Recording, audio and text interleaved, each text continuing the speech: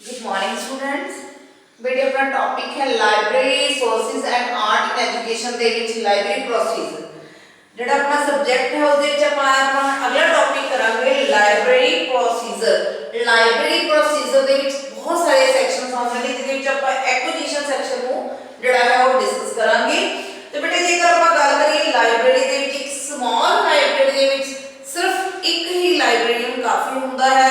ਉਹ ਜਿਹੜੇ ਸਾਰੇ ਹੀ कामां नूं जिहड़ा है वो देख सकता है, बुक्स नूं लेना खरीदना या उस तो बाद उसकी नंबरिंग करनी सैशनिंग करके उसका उसकी प्लेस से पहुंचाना या फिर उसनूं आपां इशू करना रिटर्न करना जिन्ने भी जिहड़े वर्क ने एक स्मॉल लाइब्रेरी दे विच ओनली सिंगल पर्सन ही जिहड़ा वो डील कर लैंदा है। पर ये एक छोटी जी लाइब्रेरी दे विच दी गल सी। पर जे आपां गल करिए तो यूनीवर्सिटीज़ दी या कॉलेज लाइब्रेरीज़ दी तो वो जड़ियां ने बहुत ही ज़्यादा हाई लैवल तक डिवेलप होंदियां ने। उन्हां दा जिहड़ा है बहुत ही दूर तक जिहड़ा उन्हां दा पैर जो है फैलिया होया हुंदा है। तो उन्हां दा पसारा इन्ना ज़्यादा होण करके सिर्फ एक लाइब्रेरियन नहीं कई लाइब्रेरियन उन्हां नूं उत्थे अपॉइंट करने पैंदे ने और किन्ने ही सैशन जिहड़े ने वो बनाउणे पैंदे ने। उन्हां सैक्शनां दी जे डिटेल करन चलीए तो बहुत ही ज़्यादा जिहड़े सैक्शन हुंदे ने। उन्हां सैक्शनां दे नाम मैं तुहानूं रूबरू करवानी आ। Number 1 acquisition section. Acquisition sorry बेटे इत्थे भी सी रह गया शायद।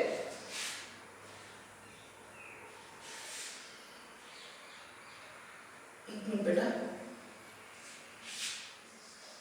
Acquisition section clear. Acquisition section second one जो है अपना technical section. Technical section. Third one है अपना periodical section.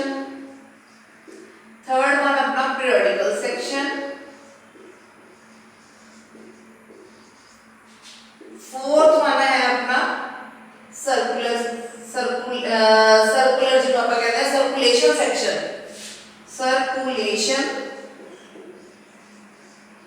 Section. Fifth one है अपना रेफरेंस सेक्शन।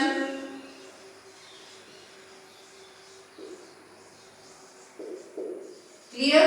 और सिक्स्थ वन अपना है जिहड़ा अपना सेक्शन है अपन कहते हैं प्रिंटिंग सेक्शन या आप ला लो बाइंडिंग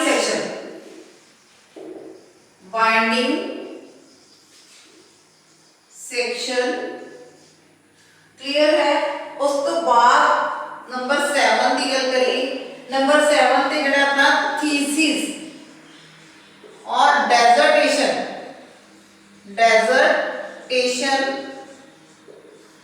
सेक्शन। और 8 नंबर पे जिहड़ा अपना है एडमिनिस्ट्रेटिव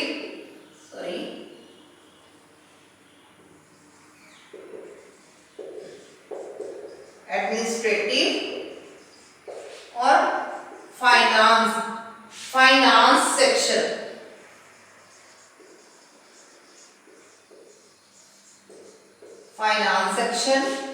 नंबर 9 जो है अपना रेप्रोग्राफी सेक्शन।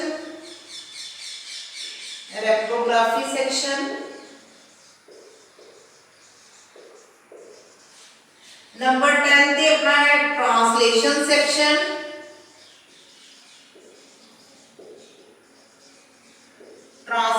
सेक्शन। ते नंबर 11 ते जिहड़ा अपना आंदा मेंटेनेंस सेक्शन। नंबर 11 ते जे गल करिए तो मेंटेनेंस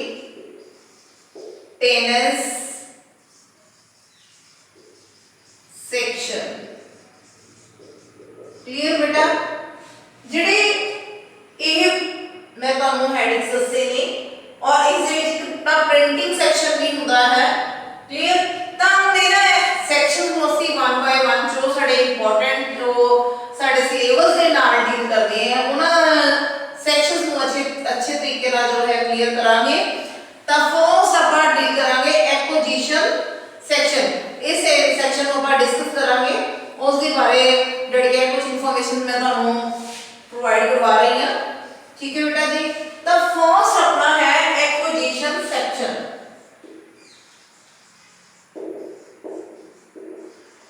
एक्विजिशन सेक्शन ਹੁਣ एक्विजिशन सेक्शन की हुंदा है, प्राप्ति सेक्शन की हुंदा है।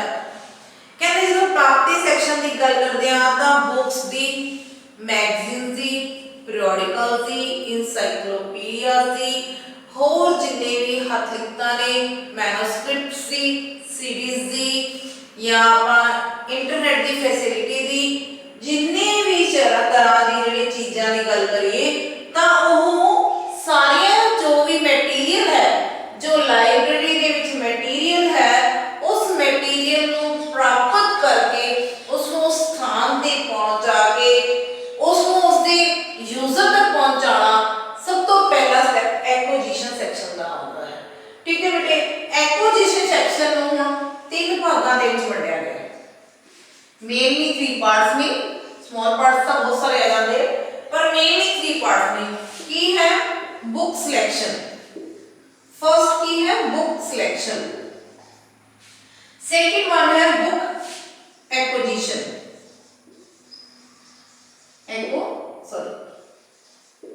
एक्विजिशन जेड़ा अपना book acquisition. Clear? Book acquisition. उस तो बाद थर्ड वन है अपना एक्सेशनिंग।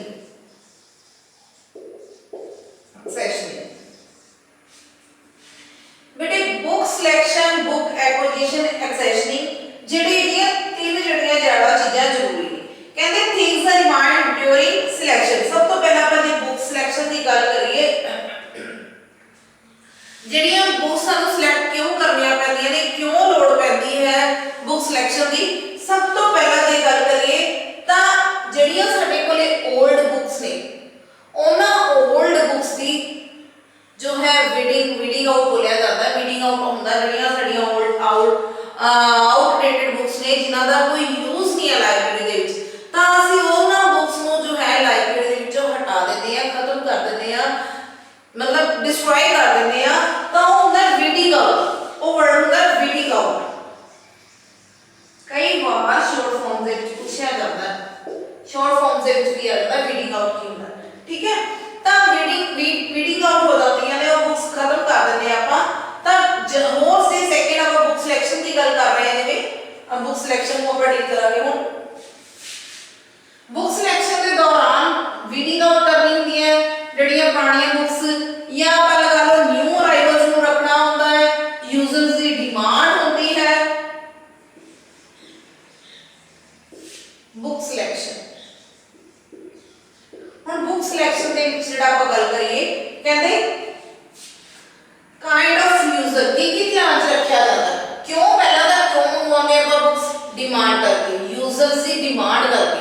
ਜਿਹੜੀ यूजर ਦੀ डिमांड है या ओल्ड बुक्स ਨੂੰ आउटडेटेड बुक्स ਨੂੰ ਬਾਹਰ ਕੱਢਣਾ ਹੈ, ਜਾਂ ਅਸੀਂ ਨਵੀਆਂ बुक्स ਨੂੰ जो लेके आना है, और थर्ड यूजर ਦੀ ਕੀ डिमांड है, और फोर्थली ਜਿਹੜੀ ਆਪਾਂ प्रिजर्व करना है कल्चर ਦੇ ਨਾਲ रिलेटेड या हिस्ट्री ਨਾਲ रिलेटेड जो कुछ ਆਪਾਂ अपने नेशनल लेवल ਤੇ या लोकल लेवल ਤੇ कुछ जो मटेरियल है उसਨੂੰ प्रिजर्व करके रखना चाहते हैं, ਤਾਂ ਉਸ ਦੇ ਲਈ ਜਿਹੜੀ ਸਾਨੂੰ किताबां ਦੀ जो है जरूरत पैंदी है।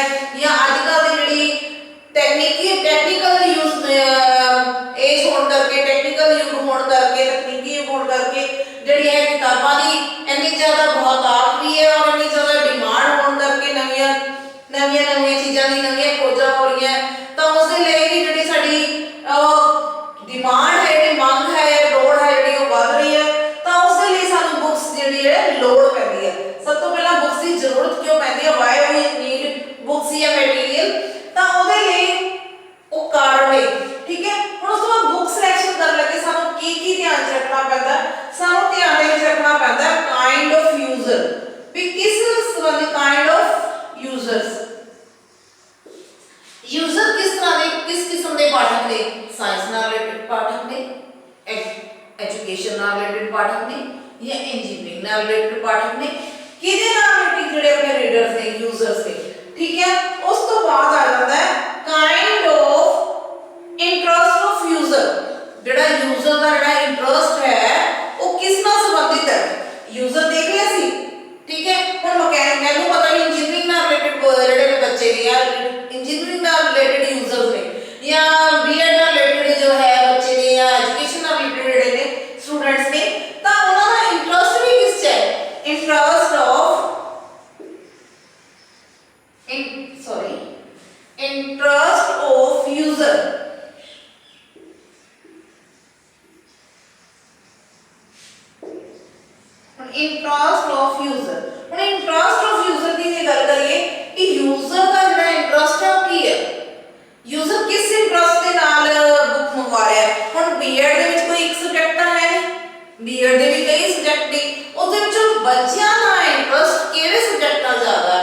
फिलोसफी नाल ज़्यादा डिमांड कर रहे हो, साइको नाल ज़्यादा डिमांड कर रहे हैं, गाइडेंस एंड काउंसलिंग नाल कर रहे हैं, या एक्सपेरिमेंटल लर्निंग नाल कर रहे हैं, या लाइब्रेरी एंड सोसाइटी नाल कर रहे हैं, या करिकुलम डिवेलपमेंट नाल कर रहे हैं। किन्ने ही ज़्यादा जिहड़े साडे सब्जैक्ट्स ने तां यूजर दा इंटरस्ट किहड़े सब्जैक्ट दे विच ज़्यादा है, किहड़े फील्ड दे विच ज़्यादा है, किहड़े एरिया दे विच ज़्यादा है, तां उस नाल संबंधित बुक्स दी जिहड़ी है वो सिलेक्शन कीती जाती है।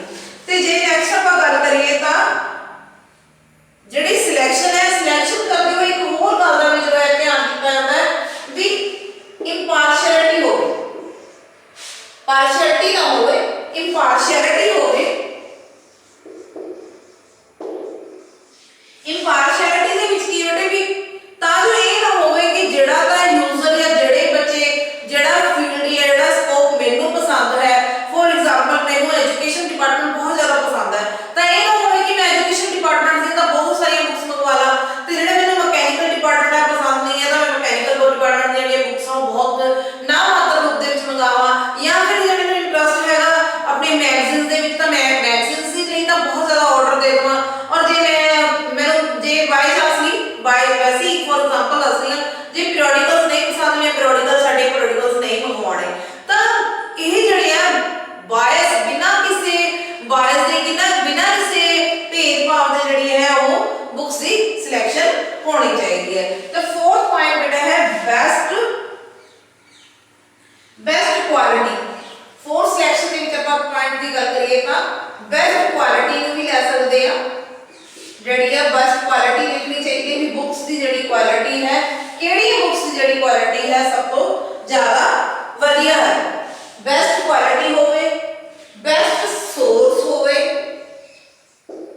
बेस्ट सोर्स भी जिस तो ਅਸੀਂ ਮੰਗਵਾ ਰਹੇ ਹਾਂ, ਜਿਹੜੇ ਸੋਮੇ ਤੋਂ ਮੰਗਵਾ ਰਹੇ ਹੋ ਉਹ ਵਧੀਆ ਹੈ, ਜਿਹੜੇ ਪਬਲਿਸ਼ਰ ਤੋਂ ਅਸੀਂ ਮੰਗਵਾ ਰਹੇ ਹਾਂ ਉਹ ਬੈਸਟ ਪਬਲਿਸ਼ਰ ਹੈ, ਉਸ ਦੀਆਂ ਜਿਹੜੀਆਂ ਬੁੱਕਸ ਹੈ ਉਸ ਜਿਹੜੀਆਂ ਬੁੱਕਸ ਨੇ ਉਹ ਬਹੁਤ ਜ਼ਿਆਦਾ ਡਿਮਾਂਡ ਵਿੱਚ ਰਹਿੰਦੀਆਂ ਨੇ, ਉਸ ਦੀ ਕੁਆਲਿਟੀ ਵੀ ਅੱਛੀ ਹੁੰਦੀ ਹੈ, ਉਹਦਾ ਜਿਹੜਾ ਪੇਪਰ ਵੀ ਅੱਛਾ ਹੁੰਦਾ ਹੈ, ਔਰ ਉਹਦਾ ਜਿਹੜੀ ਲਗਾ ਲਓ बुक्स की अवेलेबिलिटी भी टाइम की हो जाती है, टाइम की, और नाल ही आप प्राइस की गल करिए तो प्राइस को भी देखा जाता है, इकोनॉमिकल फैक्टर है ये हरेक इंस्टीट्यूट का, तो भी उसके जो प्राइसेस भी वो ज़्यादा हाई ना हो, बहुत ज़्यादा ऊंचे ना हो, एक मिनिमम लेवल का जो प्राइस है और बेस्ट क्वालिटी और बेस्ट जोड़ा है राइटर उन्होंने अडॉप्ट किया हुआ है, बेस्ट राइटर की जो बुक्स है वो सानू provide Karan.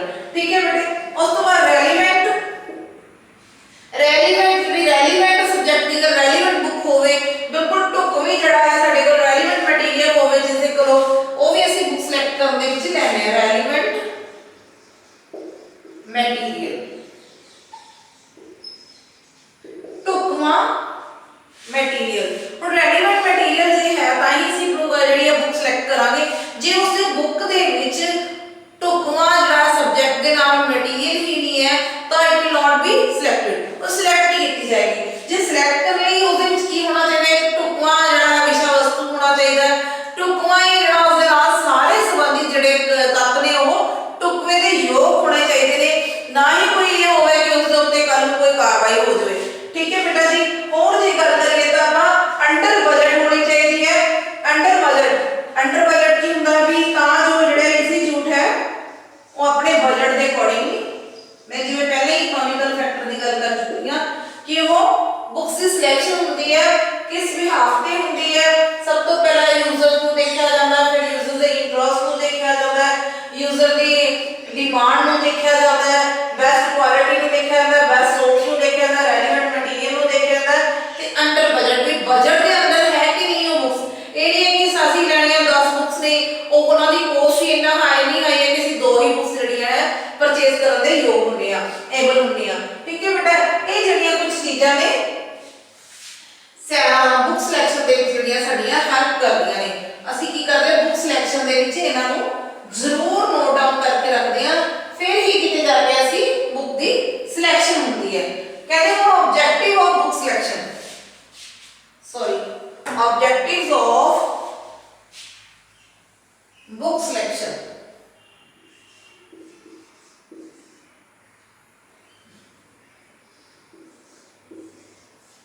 Objectives of book selection।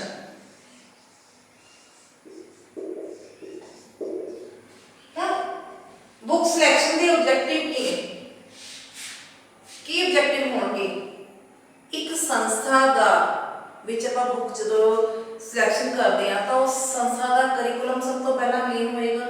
ਉਸ ਸੰਸਥਾ ਦਾ ਜਿਹੜਾ ਪਾਠਕ੍ਰਮ ਹੈ, ਕਰਿਕੂਲਮ ਦੀ ਗੱਲ ਕਰੀਏ ਤਾਂ ਮੇਨਲੀ ਕੀ ਚੀਜ਼ ਹੈ ਕਿ ਉਹ ਬੁੱਕ ਸਿਲੈਕਸ਼ਨ ਦੇ ਦੌਰਾਨ ਸਭ ਤੋਂ ਪਹਿਲਾਂ ਅਸੀਂ ਉਹਦਾ ਉਦੇਸ਼ ਕੀ ਹੈ ਕਿ ਉੱਥੇ ਦੇ ਕਰਿਕੂਲਮ ਨੂੰ number 1 curriculum of institute, curriculum of institute कि इंस्टीट्यूट दे करिकुलम ਨੂੰ ਦੇਣਾ, ਬੱਚੇ ਨੂੰ ਪ੍ਰੋਵਾਈਡ ਕਰਵਾਉਣਾ, ਕਰਿकुलम ਨੂੰ ਪ੍ਰੋਵਾਈਡ ਕਰਨ ਦਾ ਜਿਹੜਾ ਹੈ ਬੁੱਕ ਸਿਲੈਕਸ਼ਨ ਦਾ ਮੁੱਖ ਉਦੇਸ਼ ਹੁੰਦਾ ਹੈ। ਬੁੱਕਸ ਅਸੀਂ ਸਿਲੈਕਟ ਕੀਤੀਆਂ, ਉਹ ਬੁੱਕਸ ਕਿਹਦੇ ਨਾਲ ਰਿਲੇਟਡ ਹੋਣੀਆਂ ਚਾਹੀਦੀਆਂ, ਮੋਸਟਲੀ ਇੰਪੋਰਟੈਂਟ ਕਿ ਉਹ ਕਰਿकुलम ਨਾਲ ਰਿਲੇਟਡ ਹੋਣ। ਬੱਚਾ ਜਿਹੜਾ ਹੈ ਆਪਣੀ ਡਿਜ਼ਾਇਰ ਨੂੰ ਕਰਿकुलम ਦੇ ਨਾਲ ਰਿਲੇਟਡ ਬੁੱਕਸ ਦੇ ਨਾਲ ਜਿਹੜੀ ਉਹਦੀ ਡਿਜ਼ਾਇਰ ਹੈ ਬੁੱਕਸ ਦੀ ਉਹ ਜਿਹੜੀ ਹੈ ਉਹ ਕੰਪਲੀਟ ਹੋ ਚੁੱਕੀ ਹੈ। ਠੀਕ ਹੈ। Secondly to expertise the teachers, to expertise the teachers। Book selection का पर्पस की है कि बुक्स ओहो जिहा सिलेक्ट करिया जान टीचर दे संबंधित विषय दे नाल कि वो विषय जड़ा है वो होर ज़्यादा जड़ा है नॉलेजेबल होवे, उन्हां नूं नॉलेज प्रोवाइड करे, उस विषय के रिगार्डिंग उन्हां नूं वध तों वध जिहड़ी इन्फॉर्मेशन जानकारी जिहड़ी है वो प्राप्त करवाउण दा ही बुक सिलेक्शन का एक उद्देश्य है। बुक सिलेक्ट करके जो कहते बुक्स ਨੂੰ सिलेक्ट करना ਹੁੰਦਾ ਨਾ, ਸਭ ਤੋਂ ਪਹਿਲਾਂ ਜਿਹੜੀ ਗੱਲ ਮੈਂ ਤੁਹਾਡੇ ਨਾਲ ਡਿਸਕਸ ਕਰਨਾ ਸ਼ਾਇਦ ਭੁੱਲ ਗਈ ਆ, ਤੇ ਉਹ ਕੀ ਸੀ ਕਿ ਜਦੋਂ ਬੁੱਕਸ ਦੀ ਸਿਲੈਕਸ਼ਨ ਹੁੰਦੀ ਹੈ ਡਿਊਰਿੰਗ ਸਿਲੈਕਸ਼ਨ ਇੱਕ ਲਾਇਬ੍ਰੇਰੀਅਨ, ਇੱਕ ਜੋ ਰੀਡਰ ਹੈ, ਇੱਕ ਸਬਜੈਕਟ ਐਕਸਪਰਟ ਜਿਹੜਾ ਉਸ ਵਿਸ਼ੇ ਦਾ ਜਿਹੜਾ ਐਕਸਪਰਟ ਪਰਸਨ ਹੈ ਉਸ ਨੂੰ ਨਾਲ ਲੈ ਕੇ ਤਿੰਨ ਤਰ੍ਹਾਂ ਦੇ ਮੈਂਬਰਸ ਨੂੰ ਲੈ ਕੇ ਜਿਹੜੀ ਹੈ ਬੁੱਕਸ ਦੀ ਸਿਲੈਕਸ਼ਨ ਕੀਤੀ ਜਾਂਦੀ ਹੈ ਤਾਂ ਜੋ एक लाइब्रेरियन वेस्ट किताबा ना मंगवा ले, किताब तो कोई भी वेस्ट नहीं होती but in the sense not in use उस लाइब्रेरी च यूज ना होता हो जिसका। ठीक है। ते वो लाइब्रेरी और जो रीडर है सिर्फ अपनी पसंद दी किताबा ना मंगा लवे, ते जेड़ा सब्जेक्ट एक्सपर्ट है उस सब्जेक्ट दे जेड़े रेलेवेंट जेड़ा मटेरियल है सब्जेक्ट नाल रिलेटेड उस नाल रिलेटेड जेड़ियां ने बुक्स वो मिला मंगावे तां उहदे लई की जरूरी ਹੁੰਦਾ ਹੈ ਤਾਂ ਬੁੱਕ ਸਿਲੈਕਸ਼ਨ ਦੇ ਲਈ ਇਹਨਾਂ ਤਿੰਨਾਂ ਨੂੰ ਬਿਠਾਇਆ ਜਾਂਦਾ ਹੈ, ਉਹਨਾਂ ਤਿੰਨਾਂ ਦੀ ਜਿਹੜੀ ਹੈ ਸਹਿਮਤੀ ਲਈ ਜਾਂਦੀ ਹੈ ਤਾਂ ਹੀ ਜਿਹੜੀ ਹੈ ਕਿਸੇ ਬੁੱਕ ਦੀ ਜੋ ਹੈ ਸਿਲੈਕਸ਼ਨ ਹੁੰਦੀ ਹੈ। ਤਾਂ ਹੁਣ ਆਪਾਂ ਆਬਜੈਕਟਿਵਸ ਕਰ ਰਹੇ ਸੀ ਜਿਵੇਂ ਨਦੀ ਥਰਡ ਡਿਮਾਂਡ ਤੇ ਡਿਪੈਂਡ ਕਰਦਾ, ਡਿਮਾਂਡ ਆਫ ਯੂਜ਼ਰਸ। ਹੁਣ ਬੁੱਕ ਸਿਲੈਕਸ਼ਨ ਦਾ ਉਦੇਸ਼ ਕੀ ਹੈ ਕਿ ਉਹ ਡਿਮਾਂਡ ਨੂੰ ਕੰਪਲੀਟ ਕਰੇ, यूजर की डिमांड ऑफ यूजर। ठीक है। यूजर की जी डिमांड वो कंप्लीट करे। फिर आप फिफ्थ गल करिए तो कहते जिहड़ी समग्री पढ़न समग्री है उस पढ़न समग्री दे नाल रूबरू करा के उस पढ़न समग्री का फायदा जो पाना एक बुक सिलेक्शन का मुख्य उद्देश्य बन जाता है। या जेड़ा विषय बचा बेटे पॉइंट्स सिंपली पॉइंट्स जेड़ा ਆਪਾਂ डिस्कस कर रहे हैं ਤੇ ਜੇ ਆਪਾਂ ਗੱਲ ਕਰੀਏ ਕਰਿकुलम ਦੇ ਨਾਲ ਰਿਲੇਟਡ ਦੀ ਤੇ ਜਿਹੜੀ ਪॉइंट्स ਜਿਹੜੀ ਆਪਾਂ ਗੱਲ ਕੀਤੀ ਹੈ ਕਿ ਪੜਨ ਦੇ ਲਈ ਵਿਸ਼ਾ ਜਿਹੜਾ ਹੈ ਉਹ ਡੀਪਲੀ ਪੜਨ ਦੇ ਲਈ ਉਸ ਵਿਸ਼ੇ ਨੂੰ ਪੜਨ ਦੇ ਲਈ ਜਦੋਂ ਬੁੱਕਸ ਦੀ ਸਿਲੈਕਸ਼ਨ ਕੀਤੀ ਜਾਂਦੀ ਹੈ ਤਾਂ ਜਿਹੜਾ ਉਦੇਸ਼ ਹੈ ਬੁੱਕ ਸਿਲੈਕਸ਼ਨ ਦਾ ਉਹ ਕੰਪਲੀਟ ਕਰਨ ਦੇ ਲਈ ਕਿ ਬੱਚਿਆਂ ਤੱਕ ਜਿਹੜੀ ਹੈ ਉਹ ਬੁੱਕਸ ਅੱਛੇ ਤਰੀਕੇ ਨਾਲ ਜਿਹੜੀਆਂ ਹੈ ਉਹ ਪ੍ਰੋਵਾਈਡ ਹੋਣ। ਉਸ ਦੇ ਲਈ ਕੀ ਹੈ ਜੇ ਬੁੱਕ ਸਿਲੈਕਸ਼ਨ ਅੱਛੀ ਹੋਏਗੀ ऑब्जेक्टिव की है उद्देश्य कि save the time of the user के टाइम ਨੂੰ सेव करना, save the time of the librarian ਦੇ टाइम ਨੂੰ सेव करना, save the time of the teacher ਦੇ टाइम ਨੂੰ सेव करना। How can we save all the time, ਕਿਵੇਂ सेव कर सकते हैं ਜੇ सिलेक्शन ਦਾ बुक ਦੀ सिलेक्शन अच्छी होएगी ਉਸ ਦਾ ਜਿਹੜਾ ਉਦੇਸ਼ ਮੈਂ ਦੱਸ ਰਹੀ ਹਾਂ ਉਹਦੀ सिलेक्शन ਦਾ ਉਦੇਸ਼ ਇਹ ਹੈ ਕਿ ਤਾਂ ਜੋ ਜਿਹੜਾ ਮਟੀਰੀਅਲ ਇੱਕ ਕਰਿकुलम ਦੇ ਵਿੱਚ है या करिकुलम ਨਾਲ ਰਿਲੇਟਡ ਬੁੱਕਸ ਜਿਹੜੀਆਂ ਨੇ ਇੱਕੋ ਹੀ ਵਿਸ਼ੇ ਨਾਲ ਸੰਬੰਧਿਤ ਕਈ ਰਾਈਟਰਸ ਨੇ ਲਿਖਿਆ ਹੁੰਦਾ ਹੈ ਤਾਂ ਉਹ ਸਾਰੇ ਹੀ ਰਾਈਟਰਸ ਨੂੰ ਜਦੋਂ ਜਿਹੜਾ ਬੈਸਟ ਹੈ ਅਸੀਂ ਉਹਦੇ ਵਿੱਚੋਂ ਲੈਂਦੇ ਹਾਂ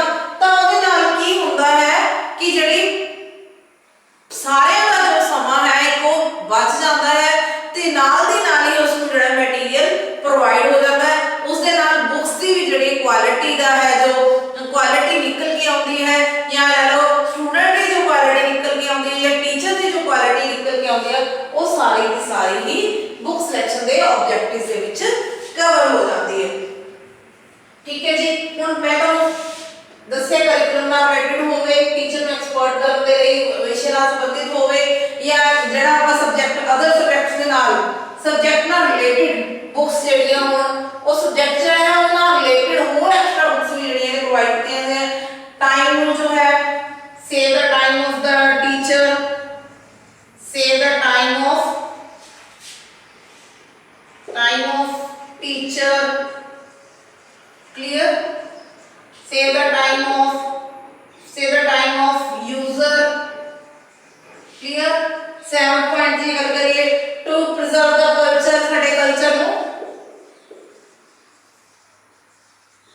कल्चर नु जो है प्रिजर्व करन दे लई, क्लियर। ਇਹ ਜਿਹੜੀਆਂ ਸਾਰੀਆਂ ਚੀਜ਼ਾਂ ਨੇ ਇਹ ਬੁੱਕ ਸਿਲੈਕਸ਼ਨ ਦੇ ਵਿੱਚ ਜਿਹੜੀਆਂ ਨੇ ਆਉਂਦੀਆਂ ਨੇ, ਔਰ ਇਸੇ ਦਾ ਹੀ ਜਿਹੜਾ ਇਹਦਾ ਹੈ ऑब्जेक्टिव है, उद्देश्य है बुक्स ਨੂੰ ਇਸੇ ਲਈ ਖਰੀਦਿਆ ਜਾਂਦਾ ਹੈ, ਇਸੇ ਲਈ ਪਰਚੇਸ ਕੀਤਾ ਜਾਂਦਾ ਹੈ, ਜਿਹੜੇ ਇਹ ਕਾਰਨ ਨੇ ਜਿਹੜੇ ਉਦੇਸ਼ ਨੂੰ ਇਹ ਪੂਰਾ ਕਰਦੇ ਨੇ। ਠੀਕ ਹੈ ਬੇਟਾ ਜੀ, ਇਹ ਸੀਗੇ ਦੇ ਆਬਜੈਕਟਿਵਸ, ਕਲੀਅਰ। ਹੁਣ ਉਸ ਤੋਂ ਬਾਅਦ ਜਿਹੜੇ ਫੈਕਟਰਸ ਨੇ, ਫੈਕਟਰਸ ਅਫੈਕਟਿੰਗ ਦਾ बुक रीडर जिहड़ा है बुक्स नूं जिहड़ी बुक्स दी सिलेक्शन नूं फैक्टर्स अफेक्ट करदे ने। फैक्टर्स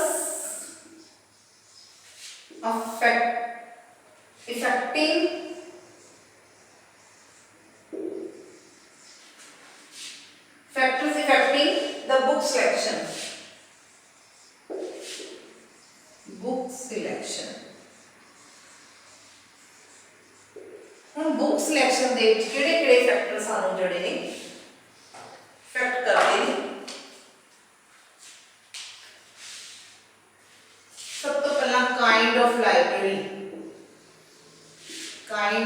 ਲਾਇਬ੍ਰੇਰੀ ਦੀ ਕਿਸਮ ਜਿਹੜੀ ਹੈ ਵੀ ਲਾਇਬ੍ਰੇਰੀ ਕਿਸ ਨਾਲ ਸੰਬੰਧਿਤ ਹੈ, ਛੋਟੀ ਲਾਇਬ੍ਰੇਰੀ है, ਵੱਡੀ ਲਾਇਬ੍ਰੇਰੀ है, कोई स्पेशल सब्जेक्ट लाइब्रेरी है या मिक्स्ड लाइब्रेरी है। ठीक है जी। ਤੇ ਸੈਕੰਡਲੀ ਜੇ ਆਪਾਂ ਗੱਲ ਕਰੀਏ ਕਾइंड ਆਫ ਯੂਜ਼ਰ ਕਿਸ ਨਾਲ ਰਿਲੇਟਡ ਹੈ, ਉਹ ਵੀ ਜਿਹੜੇ ਹੈ ਬੁੱਕ ਸਿਲੈਕਸ਼ਨ ਨੂੰ ਜਿਹੜੇ ਨੇ ਇਫੈਕਟ ਕਰਦੇ ਕਾइंड ਆਫ ਯੂਜ਼ਰਸ, ਕਲੀਅਰ। ਤੇ ਨੈਕਸਟ ਜੇ ਆਪਾਂ ਗੱਲ ਕਰੀਏ ਕਾइंड ਆਫ ਯੂਜ਼ਰ ਤੋਂ ਬਾਅਦ ਜਿਹੜਾ ਨੈਕਸਟ ਹੈ ਇਫੈਕਟ ਆਫ ਪ੍ਰਾਈਸ ਜਾਂ rate, effect of rate, effect of जड़े साडे एटमॉस्फेयर, एनवायरनमेंट, सोसाइटी या न्यू टेक्निक्स, इफेक्ट ऑफ ये न्यू टेक्निक्स सीख लो, पॉइंट्स में आप करिए न्यू टेक्निक्स। फिर new policies of government. Government की न्यू पॉलिसीज मतलब गवर्नमेंट दी पॉलिसीज होंदियां ने रिगार्डिंग एजुकेशन, ये भी उन्होंने किसी भी संस्था में जो एप्लीकेशन दी जाती है तो उन्होंने एक रिक्वायरमेंट होंदी है, एक डिमांड होंदी है, एक लॉ होंदा है, एक उन्होंने कंपल्शन होंदी है कि तुहाडी बुक्स दे विच मिनिमम जड़ियां ने इन्नियां बुक्स जड़ियां ने होणियां चाहिदियां ने। कंडीशन होंदी है जिसको आप कंडीशन कहते हैं, हार्ड कंडीशन होंदी है। न्यू पॉलिसीज ऑफ गवर्नमेंट दे गाइडलाइन जड़ियां ने चेंज होंदियां रहंदियां ने, ठीक है ना। ते ਇਹ ਜਿਹੜੀਆਂ ਪॉलिसीज ਦੇ ਅਕੋਰਡਿੰਗਲੀ ਜਿਹੜੀਆਂ ਲਾਇਬ੍ਰੇਰੀ ਦੇ ਵਿੱਚ ਵੀ ਬੁੱਕ ਸਿਲੈਕਸ਼ਨ ਦੀ ਹੁੰਦੀ ਹੈ।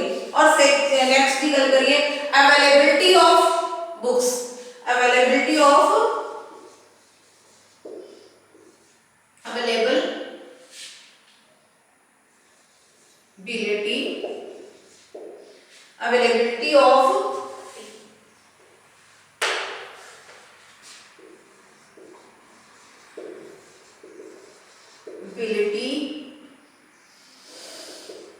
of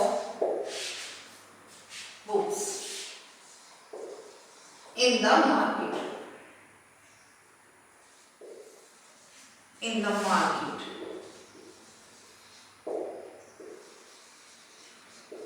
clear. ਹੁਣ ਮਾਰਕੀਟ ਦੇ ਵਿੱਚ ਕਿਹੜੀਆਂ ਬੁੱਕਸ ਜਿਹੜੀਆਂ ਨੇ ਅਵੇਲੇਬਲ ਹੈ, ਕਿਹੜੀਆਂ ਨਹੀਂ ਹੈ। ਜੇ ਮਾਰਕੀਟ ਦੇ ਵਿੱਚ ਇਹ ਬੁੱਕਸ ਅਵੇਲੇਬਲ ਨਹੀਂ ਹੈ ਤਾਂ how can we select the books, ਅਸੀਂ ਬੁੱਕਸ ਨੂੰ ਸਿਲੈਕਟ ਨਹੀਂ ਕਰ ਸਕਦੇ।